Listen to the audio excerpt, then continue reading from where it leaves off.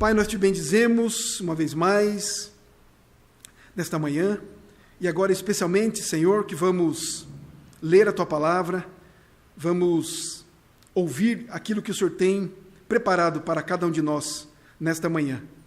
Dá-nos, Pai, então, graça, dá-nos a iluminação do Teu Santo Espírito, dá-nos, ó Deus, poder, coragem, para, ao ouvirmos a Tua palavra, possamos também aplicá-la nas nossas vidas e proclamá-la a tantos quantos ainda não conhecem o Senhor Jesus, a salvação de Deus, o perdão para as suas almas, para as suas vidas. Abre, portanto, os nossos corações, as nossas mentes. Abençoa-nos, ó Deus, porque somos carentes. Oramos em o nome do nosso Senhor Jesus. Amém. Convido os irmãos, então, para abrirem comigo as suas Bíblias, do Evangelho segundo Lucas, no capítulo 2.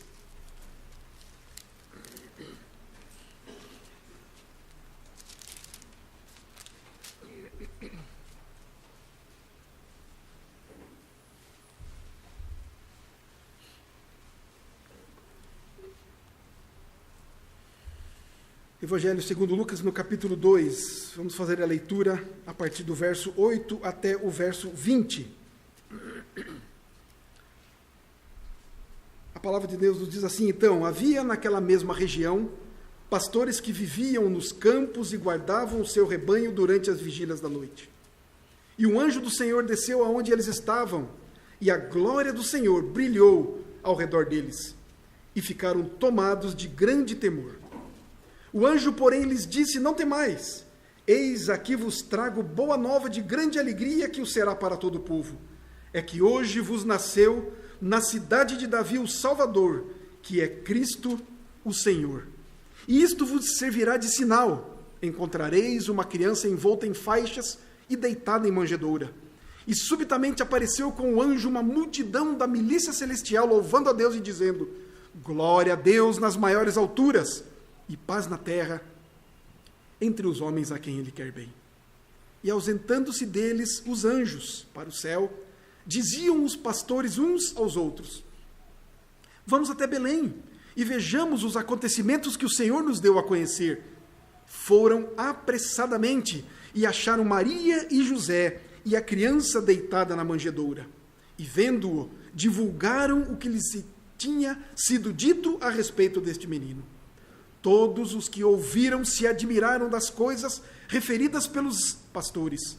Maria, porém, guardava todas estas palavras, meditando-as no coração.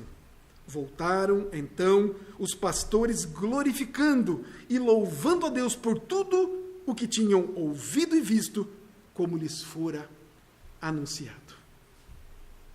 Queridos, nós temos nestes versos, neste texto, o anúncio do nascimento do nosso Senhor e Salvador, Jesus Cristo. Foi algo extraordinário. Tanto o nascimento do Rei Jesus, do Deus Filho, como o seu anúncio, quanto os seus efeitos. Algo sublime, majestoso. Em primeiro lugar, queridos, foi diferente de tudo que se podia imaginar quanto ao nascimento de um rei. Quando nós, desde os tempos antigos e nos nossos dias que podemos acompanhar o nascimento de um príncipe, do filho de um rei, vemos muito corriqueiramente, até podemos dizer, não é? Na monarquia britânica, estão produzindo bastante lá, volta e meia, nasce um príncipezinho, uma princesazinha, mas envolta de tanta publicidade, não é? Cheio de tanta, se repleto de muita ostentação, mas com o príncipe da paz, com o nascimento do Rei Jesus. Não teve nenhuma festa pública, não teve publicidade alguma, não teve pompa nem ostentação, como geralmente nós vemos nos nossos dias. Os primeiros que receberam essa notícia de que o Messias havia nascido, que Jesus havia nascido foram, conforme está descrito aqui no verso 8 que acabamos de ler, foram os pastores que viviam nos campos e guardavam o seu rebanho durante as vigílias da noite. Os primeiros, depois de Maria e José, que souberam do nascimento do rei, do Filho de Deus, foram pastores. Simples pastores. Por todo o Israel havia pastores. Israel era uma sociedade eminentemente agrícola, diferentemente dos tempos mais remotos. Lembram-se de Salomão? Nos tempos de Salomão, quando estudamos, quando o comércio, quando, por conta até das riquezas de Salomão, do seu comércio desenvolvido com outras nações, mudou-se um pouco a maneira, a vida, a sociedade de Israel. Mas nesse tempo, depois de que este povo foi levado cativo para a Babilônia, depois que este povo agora, então, nesse tempo, estava aqui escravo, não é? Subjugado por Roma, enfim, era uma sociedade agora mais que agrícola. E alguns desses pastores, pois, como acabei de dizer, havia muitos em Israel, alguns desses pastores, eles até mesmo eram os proprietários das suas ovelhas, dos seus rebanhos, mas a grande maioria desses pastores, eles eram contratados para guardar os rebanhos, ou guardarem os rebanhos dos seus patrões, dos seus senhores. Mas na busca de alimento, na busca de água, eles viajavam grandes distâncias. Passavam dias e dias sob sol forte, noites e noites ao relento, noites frias. E esses pastores, por conta da sua profissão, por conta do seu status, eles não eram bem vistos na sociedade judaica daquela época. Nem pela sociedade comum, como também não eram bem vistos pela sociedade, ou melhor, pela religião judaica. Eles não eram bem vistos.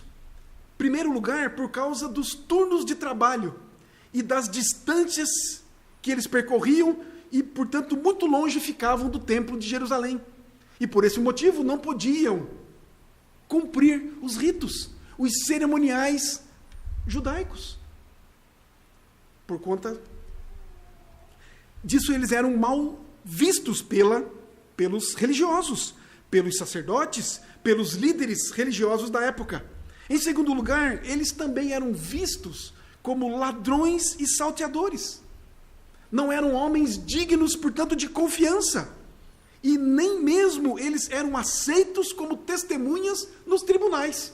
Esta era a situação dos pastores de Israel. Pois é, irmãos e irmãs. Mas foi a eles, foi a estes homens, foi a gente como esses pastores.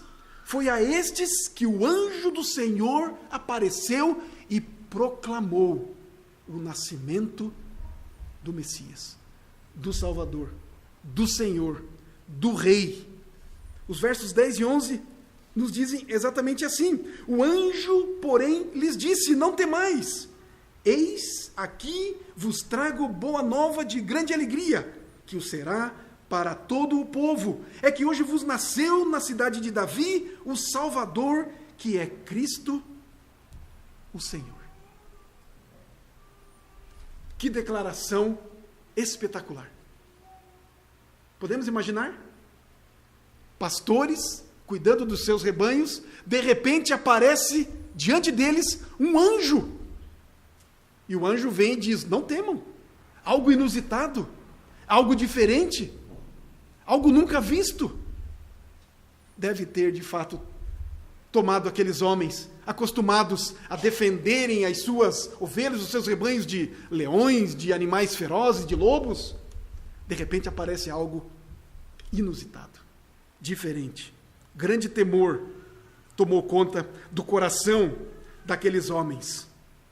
Mas que declaração espetacular, que mensagem maravilhosa eles ouviram. e que foi primeiramente anunciada, não aos sacerdotes, não ao governador, não aos escribas, não aos fariseus, não aos nobres, mas foi a homens desprezados, homens ridicularizados.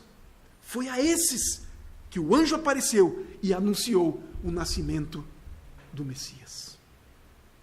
O apóstolo Paulo fala lá em 1 Coríntios, no capítulo 1, dos versos 27 a 29, ele diz assim: Deus escolheu as coisas loucas do mundo para envergonhar os sábios, e escolheu as coisas fracas do mundo para envergonhar as fortes. E Deus escolheu as coisas humildes do mundo, e as desprezadas, e aquelas que não são, para reduzir a nada as que são, a fim de que ninguém se vanglorie na presença de Deus. Homens desprezados, homens considerados nada. O próprio Tiago, no capítulo 2, verso 5, ele diz, vai na mesma linha de Paulo, dizendo o seguinte: ouvi, meus amados irmãos, não escolheu Deus os que para o mundo são pobres, para serem ricos em fé e herdeiros do reino que ele prometeu aos que o amam? Quem vai ouvir a mensagem? Quem vai ouvir a proclamação do Evangelho? Quem será beneficiado? Os privilégios espirituais, irmãos e irmãs, não são privados por falta de dinheiro, por falta de cultura, por falta de reconhecimento ou de poder. Quando foi que Moisés foi chamado para servir a Deus?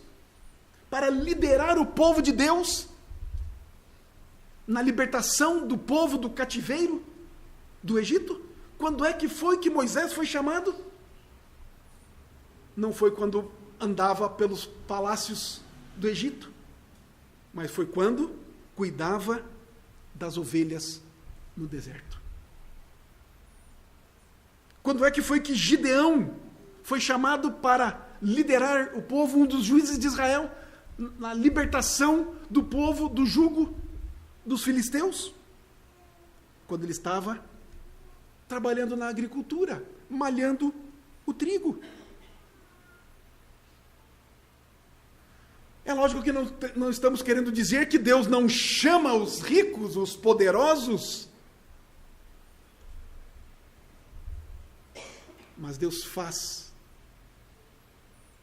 e se revela e se mostra ao contrito e humilde de coração. Estes homens, os anjos, tanto quanto Moisés, Gideão e tantos outros, foram grandemente honrados com um chamado direto de Deus. Lembram-se da parábola que o Senhor Jesus contou sobre os trabalhadores na vinha? Havia então um senhor que saiu pela manhã, já de madrugada, para contratar alguns trabalhadores para a sua vinha. Já na primeira hora da manhã, 6 horas da manhã, ele saiu à cidade e encontrou alguns e os contratou. Vamos trabalhar na minha vinha. Na terceira hora, por volta das 9 horas da manhã, ele sai novamente e contrata mais alguns homens. E assim ele faz ao meio-dia, faz às 3 da tarde, faz lá às 5 horas da tarde, faltando 1 hora apenas para encerrar-se o dia. E ele sai e encontra mais alguns e pergunta: o que vocês estão fazendo aqui? Não estão trabalhando? Pois é. Por que vocês estão aqui? Porque ninguém nos contratou, ninguém nos chamou. Então vamos lá trabalhar na minha vinha, no final da tarde. Mas o que aconteceu? Ele chama o seu empregado mais confiável e fala: faça o pagamento para os trabalhadores, começando pelos últimos. Deles 1 denário, deles o salário de um dia. E aí então pagou para esses últimos, que trabalharam apenas 1 hora, e lhes deu 1 denário. Aqueles que foram contratados primeiro, nós conhecemos a história, ficaram todos esperançosos, não é? Puxa vida, se esses que chegaram no final, no limiar, na boca da noite, receberam o salário de um dia, imagine nós que começamos às 6 da manhã, começamos na primeira hora. Mas qual não foi a surpresa deles? O Senhor foi pagando, foi pagando, foi pagando. Quando chegou naqueles primeiros, deu-lhes um denário. O mesmo salário de um dia. Aí eles se enfureceram, questionaram o Senhor. E qual foi a resposta que o Senhor lhes deu? Eu não combinei com vocês um denário? Estou sendo justo com vocês. Agora deixe-me ser gracioso com quem eu quero ser gracioso. Deixe-me pagar um denário, o salário de um dia, para aqueles que trabalharam apenas 1 hora. Eu quero demonstrar a minha graça. Eu sou o Senhor, eu sou o dono. Portanto, aquele ditado que conhecemos, os últimos serão os primeiros, os primeiros serão os últimos, está lá em Mateus, capítulo 20, versículo 16. É o final desta parábola que Jesus conta a respeito dos trabalhadores na vinha. Deus, portanto, em sua soberana vontade, quis agraciar esses pastores como os primeiros seres humanos, depois de José e Maria, com a proclamação, com o anúncio do nascimento de Jesus Cristo. Mas qual foi a mensagem que o anjo veio anunciar? Não apenas o milagre da aparição do anjo, não apenas esse evento diferente, misterioso, suntuoso, majestoso. Mas qual é a mensagem? Eis que vos trago boa nova de grande alegria, que o será para todo o povo. O foco não está em como a mensagem foi divulgada. O foco está na mensagem. No objeto da mensagem. Isaías, no capítulo 9, nos versos 1 e 2, já havia dito 700 anos antes isso, mas para a terra que estava aflita não continuará a obscuridade. Deus, nos primeiros tempos, tornou desprezível a terra de Zebulon e a terra de Naftali, mas nos últimos tornará glorioso o caminho do mar, além do Jordão, Galileia dos gentios. O povo que andava em trevas viu grande luz, e aos que viviam na região da sombra da morte, resplandeceu-lhes a luz. A mensagem tinha um objetivo, um propósito. Agora, o caminho para o perdão e a paz com Deus estava para ser aberto. O povo vivia em trevas espirituais. Não apenas escravidão do mundo, não apenas debaixo do jugo de Roma,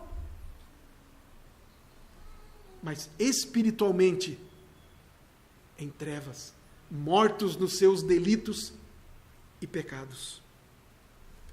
Mas com o nascimento de Jesus, a cabeça de Satanás estava para ser esmagada. A liberdade aos cativos de espírito e a vista aos cegos estava para ser restituída. Alguns cegos físicos foram e tiveram suas vistas restauradas, sua visão restaurada, não é? Mas muito mais do que isso.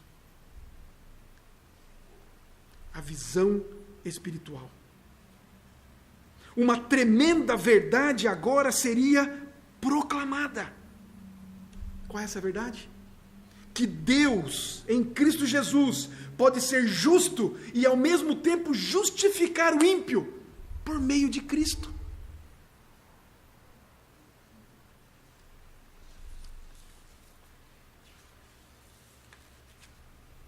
Com a chegada do Messias, com o nascimento do Filho de Deus, o conhecimento a respeito de Deus não estaria mais limitado aos judeus. Esse conhecimento seria agora também oferecido aos gentios. Quando nós lemos aqui no versículo 10, esta palavra do anjo, não temais, eis que vos trago boa nova de grande alegria, que o será para todo o povo. A construção no grego desta frase, que o será para todo o povo, ela indica uma especificidade, era ao povo judeu.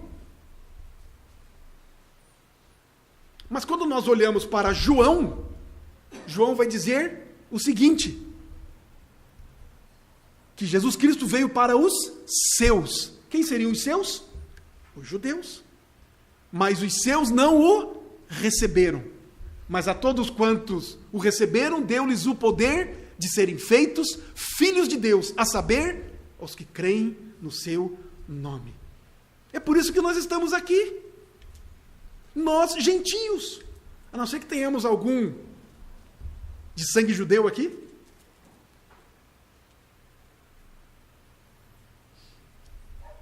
Mas o todo o povo agora, que antes era destinado ou designado apenas o povo judeu, agora o Evangelho, o Cristo, o Messias, ele veio para todo o povo, para todos os povos, todas as línguas, todas as nações. Essa é a boa nova. Essa é a boa notícia. A pedra angular do reino de Deus seria agora lançada. O mistério da piedade seria finalmente revelado. Evidentemente grande é o mistério da piedade. Aquele que foi manifestado na carne, foi justificado em espírito, contemplado por anjos, pregado entre os gentios, crido no mundo, recebido na glória. Paulo escrevendo a Timóteo na sua primeira carta, no capítulo 3, no verso 16. Olha o que nos diz o verso 13, lá de Lucas 2. E subitamente apareceu com o anjo uma multidão da milícia celestial, louvando a Deus e dizendo: glória a Deus nas maiores alturas, e paz na terra entre os homens a quem Ele quer bem. Junto com o anjo, uma milícia de anjos, uma multidão de anjos, um grande coral, veio anunciar a boa nova. Apesar de ser um hino, não é mesmo? Glória a Deus nas maiores alturas e paz na terra entre os homens a quem Ele quer bem. É um hino teológico. É um hino doutrinário. É um hino que nos ensina. É um hino que tem uma mensagem. Os anjos não cantam qualquer coisa. Eles cantam a palavra de Deus. Eles cantam a ordem de Deus, o mandado de Deus. Assim como nós devemos cantar a palavra de Deus, a vontade de Deus, as coisas de Deus, os atributos de Deus. Devemos cantar o próprio Deus, a sua pessoa, as suas obras. Glória a Deus nas maiores alturas. Foi isso que os anjos começaram a cantar. Isso quer dizer para nós, queridos, que Deus, o Pai, Ele e somente Ele é o merecedor único do mais alto grau de louvor e exaltação, por ter Ele enviado o seu Filho Jesus a este mundo. Devemos louvar, honrar, exaltar, adorar a Deus, pois Ele enviou o seu Filho para nos salvar, para nascer como uma criança, viver como um homem como nós, morrer naquela cruz, ser sepultado ao terceiro dia, ressuscitar, ser sepultado e ressuscitar ao terceiro dia, e depois ser assunto aos céus, onde está a destra de Deus Pai. Glórias ao nome do nosso Deus. O nascimento de Cristo, a sua vida, a sua morte na cruz, glorificariam os atributos de Deus. tal como a sua justiça, tal como a sua santidade, a sua misericórdia, a sua sabedoria e o seu amor e tantos outros. Como nunca antes foram glorificados. O nascimento, a vida, a morte, a ressurreição de Cristo glorificaria o nome do nosso Deus. Portanto, a glória de Deus deve estar nas nossas mentes e no nosso coração. Devemos render toda a honra, toda a glória ao nosso Deus em tudo que fazemos. Estamos glorificando a Deus na maneira como ouvimos a sua palavra? Glorificamos a Deus na maneira como nós nos reunimos para cultuá-lo? Glorificamos a Deus na maneira como nós nos relacionamos uns com os outros? Glorificamos a Deus na maneira como nós recebemos a Cristo e proclamamos a sua palavra? Glória a Deus nas maiores alturas. Mas ele segue dizendo, o hino segue dizendo, a mensagem dos anjos segue nos ensinando: paz na terra. Cristo nascendo vem trazer paz à terra. A paz verdadeira chega ao nosso mundo. A palavra de Deus vai nos dizer que a paz de Deus, que excede todo entendimento, guardará o vosso coração e a vossa mente em Cristo Jesus. Paz na terra. A perfeita paz agora é estabelecida, é possível entre o Deus santo, o Deus que é justo, e o homem miserável, o homem pecador. A paz que Jesus Cristo comprou com o seu próprio sangue é agora oferecida gratuitamente a todos os povos, a toda a humanidade. E essa paz, queridos, se ela é de fato recebida no coração, ela leva os homens a viverem em paz uns com os outros. E essa paz um dia encherá o mundo inteiro. A paz total, a paz plena com Deus, no céu de Deus, na presença eterna do nosso Deus. Paz na terra só é possível por causa de Cristo, em Cristo. Não podemos ter paz uns com os outros longe de Cristo. Não há paz entre as nações sem Cristo. Os homens vão buscar essa paz. Os homens vão entrar em concílios buscando a paz. Mas enquanto eles deixarem Cristo de lado, essa paz não virá. Acontecerão tempos de paz. Até no próprio tempo, quando Jesus chegou à terra. A história nos conta que havia, ou que existia naquele tempo, a tal da Pax Romana. Lembram-se desse termo? O que seria a Pax Romana? O domínio de Roma em todo o mundo conhecido fazia com que o exército romano, em vários lugares do seu império, ele mantivesse a paz. Ele eliminasse qualquer foco de rebelião aqui e acolá, onde permitia, então, que os povos se confraternizassem, ou se visitassem, ou viajassem de nação para nação. Havia paz no Império Romano. Mas a paz verdadeira, a paz plena, a paz completa, a paz real, somente em Cristo Jesus. Mas o hino continua dizendo: glória a Deus nas maiores alturas e paz na terra entre os homens a quem Ele quer bem. Entre os homens a quem Ele quer bem.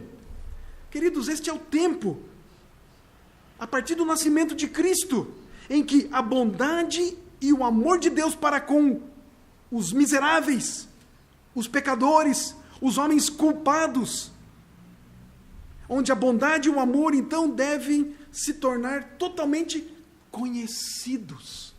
A bondade e o amor de Deus revelados em Cristo Jesus. Quando nós olhamos para o nascimento do Senhor Jesus, nós precisamos, pelo menos, enxergar isso. Deus demonstrando, manifestando o seu amor e a sua bondade aos homens, aos pecadores.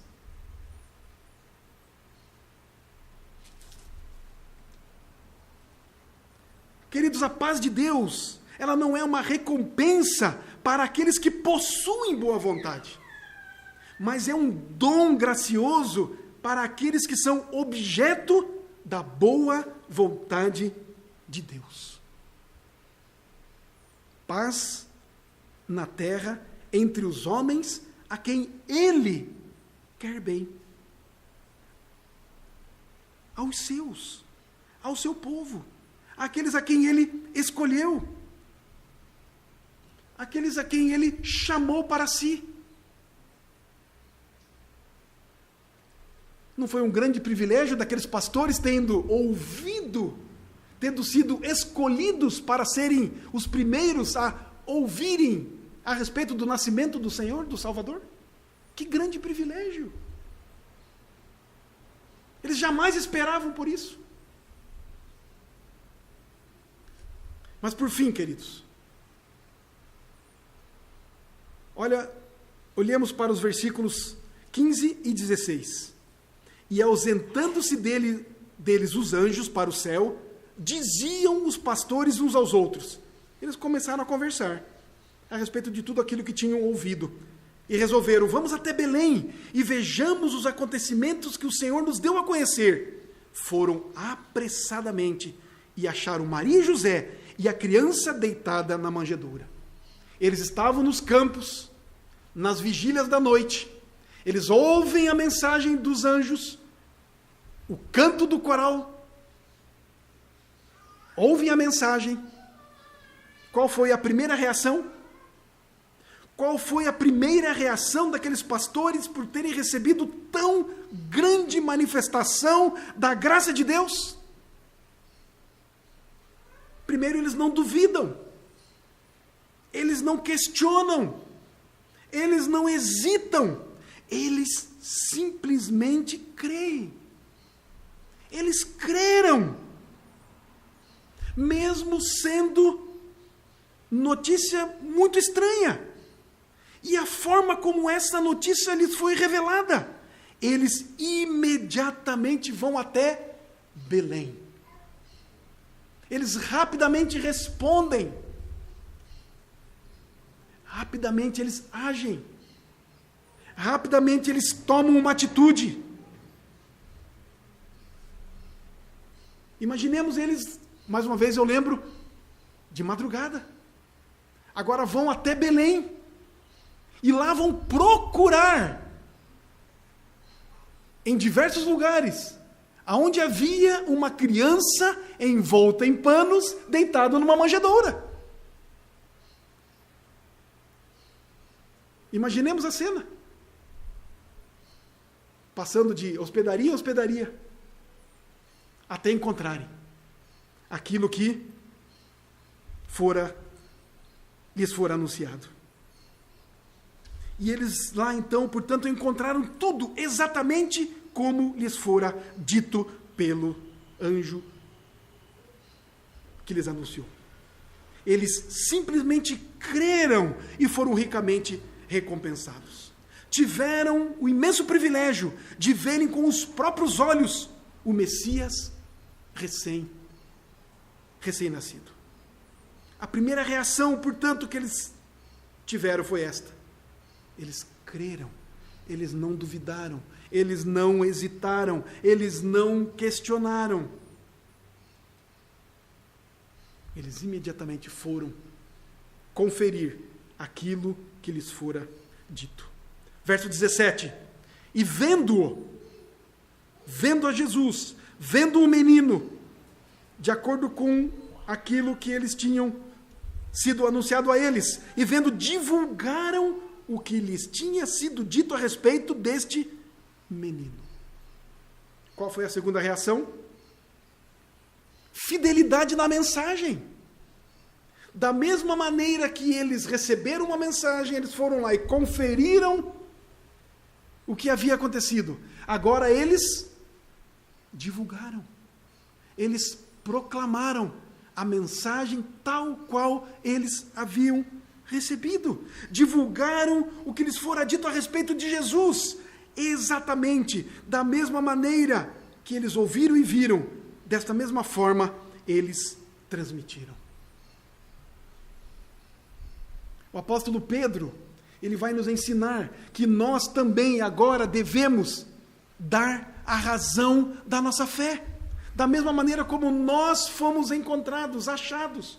Da mesma forma como cremos o que foi e o que é nos anunciado pela palavra. Desta maneira devemos dar vazão, expressão, proclamação da nossa fé. Fidelidade. Versículo 20. Ainda na sequência do 17, não é apenas para chegarmos lá no contexto e vendo divulgar o que lhes tinha sido dito a respeito deste menino, todos os que ouviram se admiraram das coisas referidas pelos pastores. Maria, porém, guardava todas estas palavras, meditando-as no coração.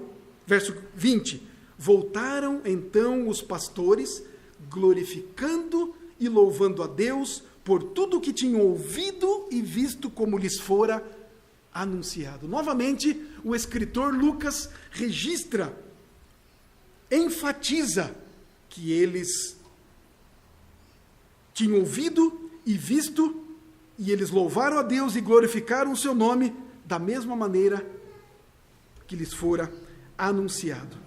Qual foi a terceira reação? Adoração.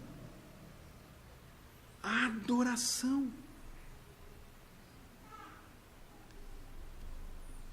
Primeiro eles creram, depois eles foram fiéis à mensagem, proclamaram a palavra, da mesma maneira como eles receberam, como eles tinham ouvido, como eles tinham visto. E a terceira reação, eles se dobram em louvor, em adoração, em exaltação.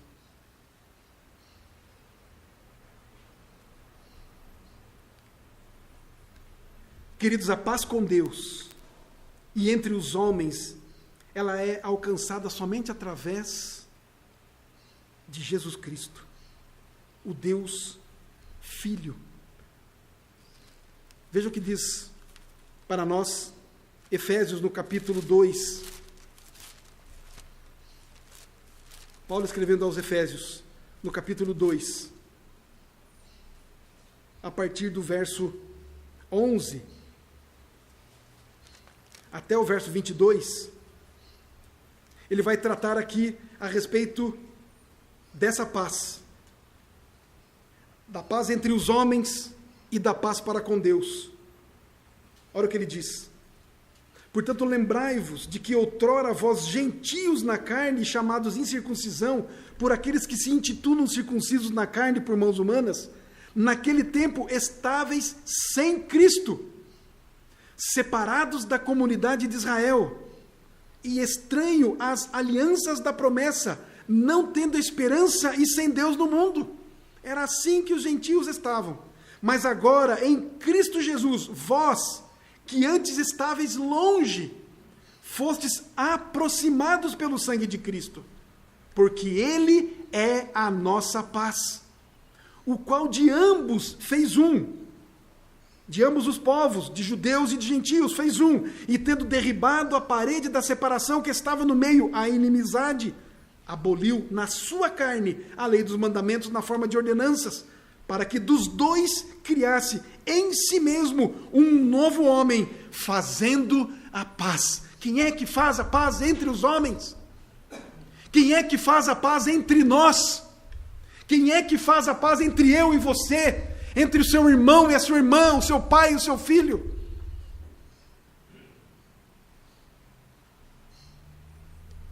Ele é a nossa paz.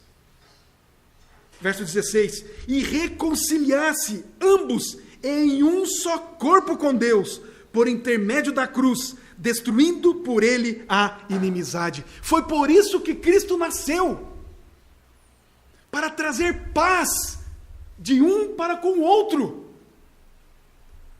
Para eliminar as inimizades entre os povos, entre as famílias. Para reconciliar, para fazer em Cristo um só povo. Foi para isso que Deus, Filho, se fez carne.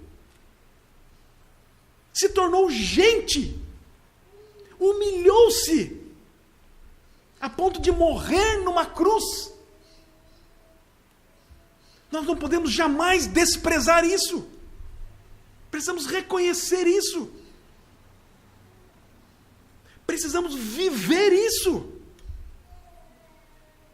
Mas ele segue dizendo, e vindo, no versículo 17, e vindo evangelizou paz a vós outros que estáveis longe, aos gentios, e paz também aos que estavam perto, ao povo de Deus, aos judeus, que pensavam que eram os donos dos oráculos de Deus, apesar de para eles terem sido entregues à palavra de Deus. Eles se achavam, mas precisavam, assim como os gentios,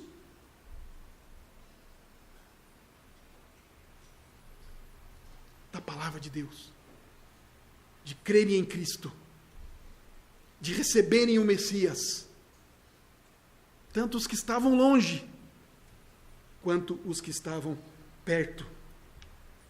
18, porque por ele ambos temos acesso ao Pai em um Espírito. Não é porque nascemos no meio do povo de Deus que temos paz com Deus automaticamente.